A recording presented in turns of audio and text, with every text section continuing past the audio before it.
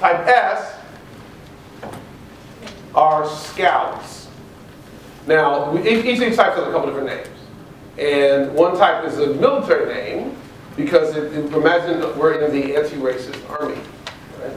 So type S are scouts, or sometimes called mental warriors, because when these people hear racist, racially problematic comments, they go to war in their minds. And you should see the kind of conversations they have with the steering wheel on the way home from that comment, right? So they don't engage it, but they feel very strongly. 43% of us were that type. A lot of times these people are afraid of damaging relationships by expressing how they really feel, so they don't engage it. Type C, cavalry, are also first responders. These type of people, when they hear these kind of comments, they get really upset, and they don't necessarily have a plan or a good plan, but like first responders, they're going in. They're going to do something, right?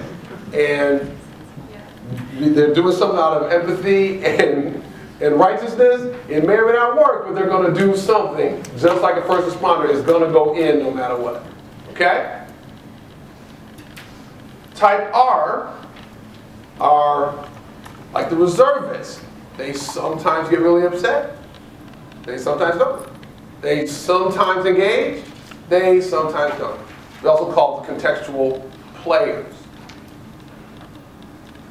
I'm going to say type 5 first. Type U are the undercover spies in training. They also call them the Zen activists because when they hear a racist comment or racist problematic comment, they are very centered. A racist comment has emerged in my presence. I am going to engage it now. And they engage it from a centered place, like spies do. They don't get upset, but they engage the comment. They engage. Zen activists, or undercover spies in training. Now, type A, I'm still trying to understand, because these people do not have a visceral reaction often. They do not engage it, but they still come to the allied meeting. I'm trying to figure these people out.